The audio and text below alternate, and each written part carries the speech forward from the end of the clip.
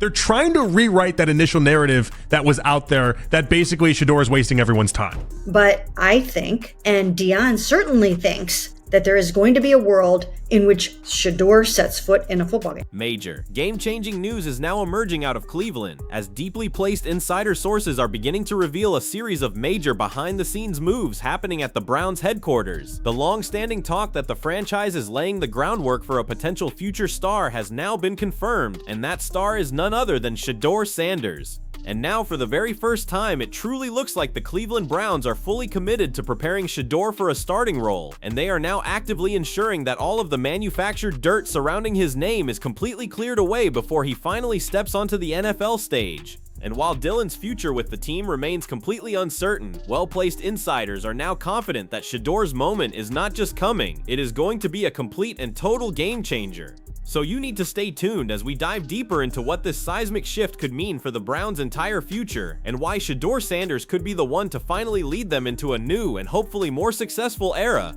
You know, Shedeur himself, it wasn't Dion. It was clear that this was made from the Browns, and I do think that's what's interesting about this, is because I think any time the Browns leak any report about Shedeur, it ends up backfiring, even if it's a well-intentioned one like this, which is to tell Shedeur fans, in a clear and calculated shift in strategy, the Cleveland Browns are now taking a series of proactive steps to ensure they do not face any further backlash from Shedeur Sanders' fiercely loyal fan base this time around. They are actively and publicly shifting the entire narrative, making it abundantly clear that Shedeur is no longer being held back by the organization. The franchise, as a whole, is now gearing up for his eventual debut, and they are now fully focused on maximizing his immense potential, both on the field and off of it. The Cleveland Browns are now preparing to make the absolute most of his unique talent, knowing full well the profound and multifaceted impact he can have for the entire team. And many analysts are now suggesting that this sudden, almost whiplash-inducing shift from rampant criticism to widespread praise for Shedeur Sanders appears to be a very strategic and calculated move, one that is designed to prevent any further negativity from his detractors from swaying the public conversation.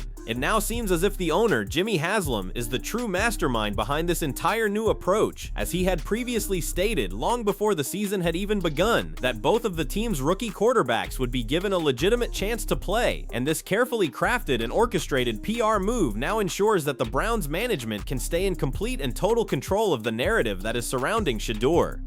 we're going to play your guy at some point this year. Just be patient. Well, and I'm sure a lot of people think like myself. It's like, yeah, Jimmy Haslam already told us he was going to play this year. You know, like if you just listen to Jimmy Haslam, we'd have both quarterbacks be playing. Meanwhile, the carefully constructed narrative surrounding Dillon Gabriel is now beginning to fracture, and it is the influential Mary Kay Cabot who is now applying the pressure. In a pointed tweet following the Browns' tough loss to the Vikings, she highlighted the stark reality that despite throwing 2 touchdowns, Gabriel ultimately struggled to lead the team to victory. She noted that when it came down to the critical game-deciding moments, he simply could not deliver. As a direct result, Mary Kay is now once again openly suggesting that the Browns should consider elevating Shedeur Sanders to the QB2 spot, placing him directly behind Dillon, not just as a backup, but as a strategic move to apply some much-needed pressure and to keep the young starter on his toes. Rookie quarterback Dillon Gabriel unable to finish the job as Vikings win 21-17 on the last play of the game, last drive. Mary Kay Cabot was paying incredibly close attention to this game, and she did not hesitate for a second to share her unfiltered thoughts on Dillon Gabriel's overall performance. She immediately and publicly pointed out a significant and recurring issue: Gabriel's apparent difficulty in handling the intense defensive pressure as the game wore on. It was, in her estimation, a tough and ultimately inadequate performance, and she made sure to voice that opinion on Twitter right after the game had concluded. In her post, she powerfully emphasized how Gabriel couldn't get the Browns across the finish line, specifically noting his failure to connect on a pivotal last-minute touchdown that ultimately sealed their defeat. However, Mary Kay Cabot's comments were not just a simple critique, they also served as a pointed and powerful reminder. She then subtly referenced Dillon Gabriel's own earlier remarks, the ones he had made before the game when he had taken a thinly veiled jab at Shedeur Sanders. Just ahead of his first NFL start, Gabriel had taken to social media, sanctimoniously dismissing all of the outside distractions and claiming his own focus was solely on the team. But when the moment finally came for him to back up those very words on the field, Dillon Gabriel faltered. Under the immense and mounting pressure of the moment, he simply could not deliver, ultimately losing control of the game in those crucial final moments when the Cleveland Browns needed him the most. And we can only control what we can control. But yeah, I don't want to speak for anyone in particular. And, you know, yeah. And at that point, just before the game, Dillon Gabriel was absolutely brimming with confidence, standing firm on his publicly stated beliefs and on the very mindset he claimed had set him apart. He made it crystal clear that he was not interested in the spotlight, and that being a true leader meant putting the team's success above absolutely everything else. A series of comments that many had interpreted as more, not so quiet shots at Shedeur Sanders. But now, in the direct aftermath of a tough, gut-wrenching loss to the Vikings, all of that pre-game talk simply does not seem to carry the same weight anymore. The Cleveland Browns came painfully, agonizingly close to a win, and yet Dillon Gabriel's personal performance in those clutch game-deciding moments has now left many to question whether his words can still back up his actual on-field game. You know, and I've been through weeks of prep and a bunch of them, you know, if you go back, but you just continue to attack it with your process and how you want to accomplish that. But I think it's us coming together, like I said, not to be, you know, cliche or keep saying the same thing, But now it is no longer just Mary Kay Cabot who is raising these serious concerns. Several other prominent analysts are now joining the conversation, all of them questioning Dillon Gabriel's fundamental poise when it comes to the critical task of finishing games. Rex Ryan, in particular, has now suggested that Shedeur Sanders could have made a real tangible difference during those crucial final moments of the game. He then went even further, directly criticizing Coach Stefanski's decision to keep the veteran Joe Flacco as the direct backup instead of giving that pivotal role to Shedeur, calling it a missed chance to have two promising young quarterbacks available and ready to go. And in Rex Ryan's view, if Shedeur Sanders had been ready to step in at the exact moment when Dillon Gabriel had started to falter, the entire outcome of that game might have looked very, very different. You know can't get it done anymore.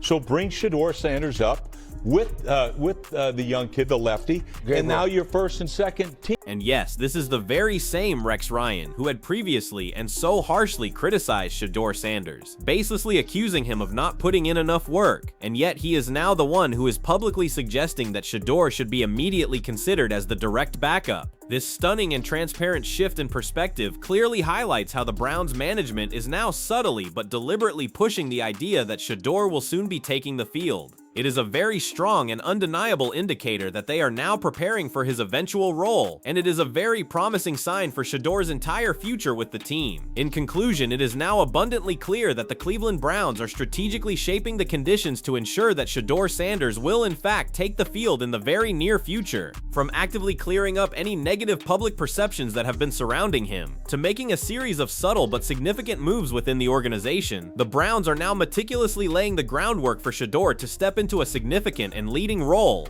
The sudden and widespread praise for Shedeur and the very deliberate shift in the narrative, especially when it is contrasted with Dillon Gabriel's on-field struggles, all indicate that the team is preparing for a transition at the quarterback position. Jimmy Haslam's earlier comments about giving both of the team's rookies a chance to play were not just a passing statement, they were a clear and direct indication that the Browns had a long-term plan in place for Shedeur's development all along. And now, with Mary Kay Cabot's pointed and public observations about Gabriel's inability to perform under pressure, and with Rex Ryan's sudden and dramatic change in his tone, it is now apparent that the organization is gradually and strategically positioning Shedeur to take over. These moves are not just coincidental, they reflect a carefully and brilliantly orchestrated approach to ensure that Shedeur Sanders is completely ready when his time finally comes. And for Shedeur himself, this is an incredibly exciting development. The Browns are not just bringing him in for some distant hypothetical future, they are now actively creating the opportunities for him to prove himself in the here and now. With the full support of the franchise and with all of the groundwork already in place, Shedeur Sanders is now officially being groomed for greatness. This is a pivotal and defining moment for both the Browns and for Shedeur himself, as they both now prepare to make a massive statement on the field, and it is now clear that all of the conditions are being shaped for Shedeur to be the future leader of the Cleveland Browns. So what do you think, football fans? Is Shedeur Sanders really the future of the Cleveland Browns, or is this all just part of a bigger, more elaborate strategy to simply motivate Dillon Gabriel? And do you believe that the Browns are truly setting Shedeur up for success, or could this all just backfire if Dillon Gabriel manages to turn things around? How do you feel about the very subtle but very real shift in the narrative that is now surrounding Dillon Gabriel's performance? Is it fair to bring Shedeur into this conversation so soon, or should the team stick with Dillon for a little longer? We need to hear your thoughts, so drop them in the comments below.